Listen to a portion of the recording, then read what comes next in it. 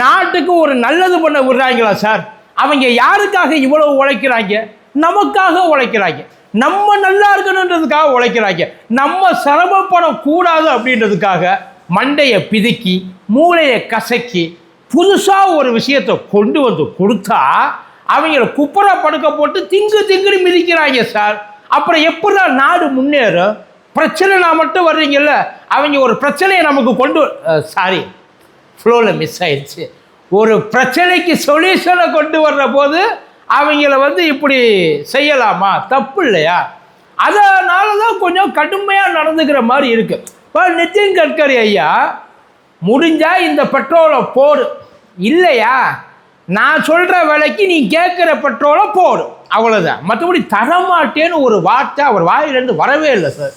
இந்த E20 கொண்டாந்து எல்லா இடத்துலையும் இப்போ வச்சுட்டாங்க.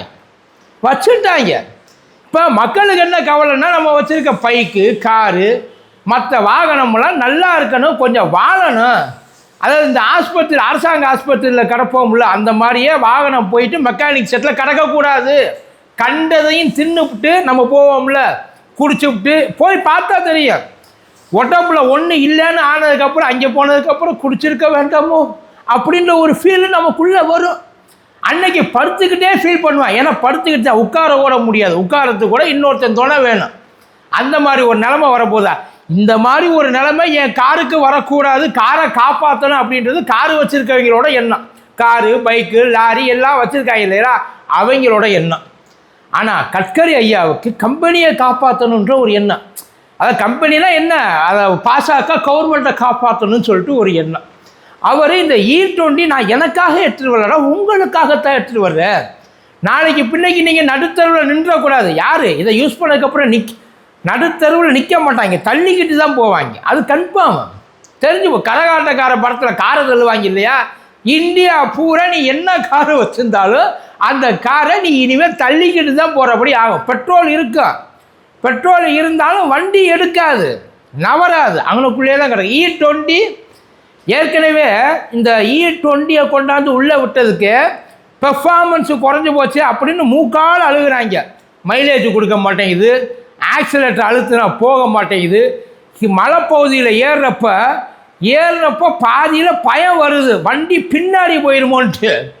சார் நிஜமாக இந்த இதெல்லாம் அதை ஏசி போட்டாலே வண்டியோட பெர்ஃபார்மன்ஸும் லோ ஆயிடுதான் E20. E20க்கே இந்த பாடுபடுறதில் அவங்க E80 எடுத்து வர போகிறாங்க, E100 எடுத்து வர போகிறாங்க. எத்தனால் பிளெண்டிங்கு, அதான் எத்தனால்ன்றது ஒன்றும் கிடையாது, சரக்கு, ஆல்கஹால். அதுக்காக சரக்கு வாங்கி ஊற்றிடாதீங்க, வண்டி மாதிரி போயிடும், ஒரே நிமிஷத்தில் கண்டமாயிடும். அது ப்ராசஸ்டு ஃபெர்மெண்டேஷனாக பண்ணி இந்த அரிசி, அப்புறம் இந்த இது சோளம், அப்புறம் கரும்பு சாறு, இதுலேருந்து ஃபெர்மெண்டேஷன் பண்ணி எடுக்கிறது. அதுக்குன்னு ஒரு ப்ராசஸ் இருக்குது. அதை ஏன் இவங்க நாங்கள் கொண்டு வர்றோம் அப்படின்னு சொல்கிறாங்க. ஏன்னா விவசாயிகள் மேலே இருக்கிற அக்கறை. விவசாயி நல்லா இருப்பாங்க சார். எவனுக்கோ ஒருத்தருக்கு நம்ம கொடுக்குற காசுக்கு நாம் ஏன் இங்கே இருக்கவங்களுக்கு கொடுக்கூடாது? சரிப்பா, நீ கொடுக்குறது அதை பெட்ரோல் இப்போ 110 ரூபா ஒரு பேச்சுக்கு, 107 ரூபான்னு நினைக்கிறேன்.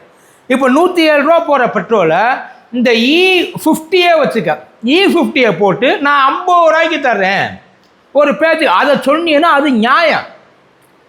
அது 107 ரூபா, இது 100 ரூபா. எங்களெல்லாம் பார்த்தா எப்படி தெரியும்? அப்புறம் அதுக்கு என்னடா, இதுக்கு நான் அதையே போட்டு போயிடுவேனடா, இதையும் போட்டு என் வண்டியேவும் கெடுத்து கடைசியில் நான் வியாபாரினேன்னு சொல்லி எவனாச்சும் வச்சிருக்கிற காரை காயலாங்கடைக்கு கொண்டு போய் கொடுக்க, இரும்பு சாமா ஈயம்புத்தாலைக்கு தான் போய் சேருது, வேறு எதுக்கு போய் சேரும்?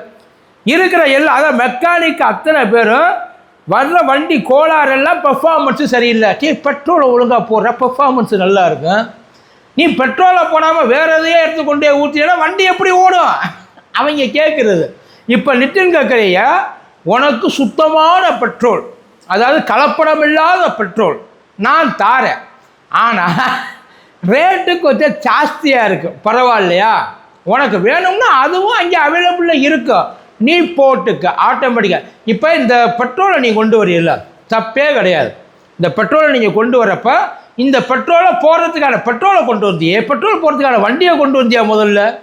ஏற்கனவே அதான் இப்போ வெஜிடேரியன் சாப்பிட்றேன், வெஜிடேரியன் சாப்பிடுவேன், நான் வெஜிடேரியன் சாப்பிட்றவன் நான் வெஜிடேரியன் சாப்பிடுவேன். அந்த வெஜிடேரியன்லேயே வெரைட்டியாக சாப்பிட்றவன், அதாவது இந்த பூண்டு சேர்க்காம, வெங்காயம் சேர்க்காம, இன்னும் சில பல விஷயங்கள் சேர்க்காம சில விஷயம் பண்ணுவேன். இப்போ இவன்கிட்ட பூண்டு கூட சேர்க்காதவன்கிட்ட போய் நாம் கொண்டு போய் 1/2 கிலோ கறியை கொடுத்து தின்றா அப்படின்னா அவன் உடம்பு ஏற்றுக்குமா? முதல்ல ஏற்றுக்குமா? யோசிச்சு பாருங்கள். கண்டினியூஸாக இனிமேல் நீ இதைத்தான் நீங்கள் எப்படி நீ கொண்டு போய் அதே மாதிரி தானே காருக்கும் அவன் டிசைன் பண்ணதே பெட்ரோலை வச்சு தான் டிசைன் பண்ணான். எத்தனை நாள் இதில் ஒத்துக்கும் அப்படின்னு சொல்லி டிசைன் பண்ணல.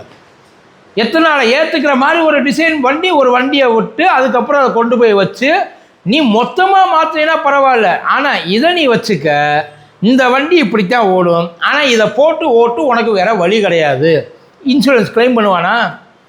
வண்டி கெட்டு போச்சு, 10 வருஷத்தில் போக வேண்டிய வண்டி 5 வருஷத்தில் போயிடுச்சு. ஏற்கனவே இந்த பவர் பெட்ரோலே நம்ம போட மாட்டோம் தெரியுமா? ஆக்சுவலி பவர் பெட்ரோல்ன்றது சுத்தமான பெட்ரோல், வேறு எதுவும் கிடையாது. அதாவது ஃபுல் அண்ட் ஃபுல் வந்து முழுக்க முழுக்க வந்து பெட்ரோல் மட்டுமே, அதில் வேறு எந்த விதமான கலப்படமும் இருக்காது. அதையே நம்ம போட மாட்டோம். நம்ம அங்கனுக்குள்ளேயே அடி வாங்கி உட்கார்ந்து தான் இருக்கோம். ஏன்னா காசு கூட. இப்போ இதை காசு கம்மியாக கொடுத்தீங்கன்னா யோசிக்காமல் போடுவேன், பரவாயில்லடா போயிட்டு போகுதுடா, டெய்லி நமக்கு ஒரு 50 ரூபா மிச்சம்டா அப்படின்னு நினப்பான். இப்போ சொந்த வண்டிக்கு வச்சுருக்கவனே, சொந்த யூஸுக்கு வச்சுருக்கவனே இவ்வளோ யோசிக்கிறான்னா, வாங்கி வாடகைக்கு விட்டு ஓட்டுறவன், ஆட்டோ ஓட்டுறவன், கேப் ஓட்டுறவன், அவங்க பொழப்பில் இப்போ அதெல்லாம் எல்லா இண்டஸ்ட்ரிக்கு போகும்ல. இந்த பெட்ரோல் தானே இண்டஸ்ட்ரிக்கு போகும். இண்டஸ்ட்ரியில் அந்த மிஷின் பாதிக்கப்படும். ஒட்டுமொத்த நாடுமே இப்போ இதை என்ன பண்ணுறதுன்னு தெரியாமல் குழம்பு. அவர் ரொம்ப ஸ்ட்ரிக்டாக சொல்லிட்டார், வேணும்னா வாங்கிக்க. இதை சொல்கிறது முதல்ல நீங்கள் யார் சார்? பெட்ரோலியத்துறை, நம்ம ஊருக்கு பெட்ரோலியத்துறை அமைச்சர்னு ஒருத்தர் இருக்காரா இல்லையா? இருக்கார். இந்த பூரி ஹர்ஷித் சிங் பூரியா, அந்த ஐயா இருக்கார்ல, அந்த ஐயாவை விட்டு பேச சொல்கிறது. நெடுஞ்சாலைத்துறைக்கு இதுக்கு என்ன சார் சம்பந்தம்? நாட்டை டெவலப் பண்ணுறீங்களா? நாட்டை டெவலப் பண்ணுறதுன்னா கீழேருந்து டெவலப் பண்ணணும். நான் டெவலப் பண்ணிட்டு, அதாவது எரியிறப்ப தண்ணியை ஊற்றுறானா பெட்ரோலை ஊற்றுனா எப்படி இருக்கும்? அந்த மாதிரி தான் இப்போ E20 அதான், E80 அதான், E100 அதான். இதில் சில பேர் சொல்கிறாங்க, என்ன சொல்கிறாங்க, ஐயாவோட பையனுக்கு அந்த எத்தனால் ப்ரொடக்ஷன் இருக்குது, அந்த எத்தனால் ப்ரொடக்ஷனை எடுத்து வச்சுட்டா 700 கோடி லிட்டரு இப்போ அனாமத்தா கிடக்கா. எங்கே கொண்டு போய் கொடுக்குறது, யாருக்கு கொடுக்குறதுனே தெரியலை.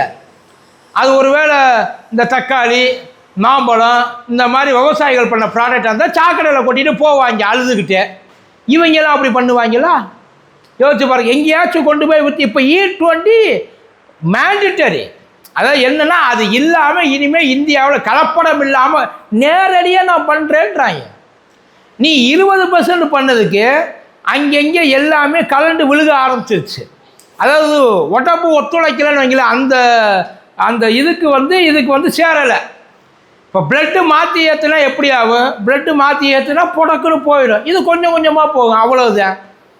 அதுக்காகத்தான் இந்த வேலையை பார்த்துக்கிட்டு இருக்காங்க. இது என்ன ஐடியாவில் இதை பண்ணுறாங்க, யாரோட அட்வைஸில் பண்ணுறாங்க, யாரை கேட்டாங்க? பெரும்பாலான ஆட்கள் எங்கள் பிரச்சனை உங்கள் பிரச்சனை எங்களுக்கு தெரியுது, எங்கள் பிரச்சனை உங்களுக்கு தெரியுமா? யூஸ் பண்ணுறான். கெட்டு போச்சுன்னா எங்களுக்கு எல்லா இடத்துலையும் கம்பெனிக்காரன் பொறுப்பேற்றுக்கான், இல்லை இன்சூரன்ஸுக்காரன் பொறுப்பேற்றுக்கான். சொல்ல முடியுமா? அவன் இதை போடாதடான்றான், நீங்கள் போடுன்றிய. அப்போ வண்டியை வாங்கி வச்சுட்டு உட்கார்ந்துருக்க வேணா என்ன பண்ணுறது? பிரித்து இடைக்கு இடம் போட்டுட்டு வேறு வேலையை பார்க்க போகிறதா? மாட்டு வண்டி தான். இனிமேல் சைக்கிளுக்கு மாறினா கூட பரவாயில்ல. அப்படி கவர்மெண்ட் வெஹிக்கிள்லாம் எனக்கு அதுவே ஆச்சரியமாக இருக்குது. இப்போ இந்த பஸ்ஸு இதெல்லாம் இருக்குல்ல, இதெல்லாம் ஆனால் டீசலில் அது கிடையாது, பெட்ரோலில் மட்டும்தானே கலக்குறியா? டீசலில் கிடையாது. டீசல் வாங்கின பிரச்சனை இல்லையோ, பெட்ரோல் மட்டும்தான் பிரச்சனையா? இல்லை டீசல்லையும் கலக்குறியா? ஒருவேளை டீசல்லையும் கலந்தால் அது என்னதுக்காகும் தெரியலப்பா. இவங்க எடுக்கிற முடிவு எந்த அளவுக்கு உங்களுக்கு ஓகே, பரவாயில்ல, E20 நம்ம நல்லது. ஏன்னா இதில் எத்தனாலுக்கு வேறு 1 லிட்டருக்கு 10,000 லிட்டர் தண்ணி வேறு வேஸ்ட் ஆகுதுன்ற மாதிரி ஒரு இதை கலப்பி விட்ருக்காங்க. அது எந்த அளவுக்கு உண்மைன்னு தெரியல. 10,000 லிட்டர் தண்ணி 1 லிட்டர் எத்தனாலுக்கு. ஆனால் இங்கே இருக்கிறவங்கெல்லாம் இல்லை இது விவசாயத்துக்கு பயன்படும், விவசாயிகளுக்கு பயன்படும். 10,000 லிட்டர் தண்ணி 1 லிட்டர் எத்தனாலுக்கு போகிறப்ப அது எப்படி விவசாயிகளுக்கு பயன்படும்? இந்த 10,000 லிட்டர் தண்ணி விவசாயிகளுக்கு கொடுத்து அவங்களுக்கு நேரடியாக அது பயன்படுமே. இப்போ நாங்கள்லாம் என்ன சோறு திங்க மாட்டோம்னோமா, சோளம் திங்க மாட்டோம்னோமா, இல்லை வேறு ஏதாவது கரும்பு சாறு குடிக்க மாட்டோம்னோமா, சர்க்கரையை யூஸ் பண்ண மாட்டோம், எல்லாத்தையும் வாங்கிட்டு தானே சார் இருக்கான். எதுவுமே வாங்காமல் இப்போ இதையெல்லாம் வச்சு எக்ஸ்ட்ரா அவங்க ப்ரொடக்ஷன் பண்ணுவாங்க. எக்ஸ்ட்ரா ப்ரொடக்ஷன் பண்ணுறதுக்கு அவனுக்கு ஏது சார் சக்தி? ஏற்கனவே ப்ரொடக்ஷன் பண்ணுறதுக்கே கையில் காசு இல்லாமல் உட்காந்துருக்குறாங்க. கடன் வாங்கி தானே ப்ரொடக்ஷனே நடக்குது. முதல்ல அவனை கடன் வாங்குறத நிப்பாட்ட சொல்லிட்டு அதுக்கு என்ன வழின்றதை பார்த்துட்டு அதுக்கப்புறம் அவனை எக்ஸ்ட்ரா ப்ரொடக்ஷன் பண்ண சொல்லுங்க. அவன் நல்லா வாழட்டும், அவனும் காரில் போகட்டும், சார்ட்டர் ஃப்ளைட்டில் போகட்டும், அப்பாயின்மெண்ட்டு நேராக இனிமேல் அதிகாரிலாம் அவன்கிட்ட அப்பாயின்மெண்ட் வாங்கட்டும், லோன் வேணுமான்னு பேங்க்கு ஃபோன் போட்டு கேட்கட்டும், அவன் வீட்டு வாசலில் பேங்க்கு போய் நிற்கட்டும், காசை வாங்குறதுக்கு இல்லை காசு கொடுக்கறதுக்கு நடக்கட்டும், நல்லது. ஆனால் இந்த பைக் வச்சுருக்கவன் கார் வச்சுருக்கவன் நிலைமையெல்லாம் என்ன சார் பண்ண போறீங்க தெரியல. இதுக்கு பதில் தெரிஞ்சால் யாராவது சொல்லுங்கள். E20 போட்டு நல்ல E20, E80, E100 இதெல்லாம் நல்லதுக்கா?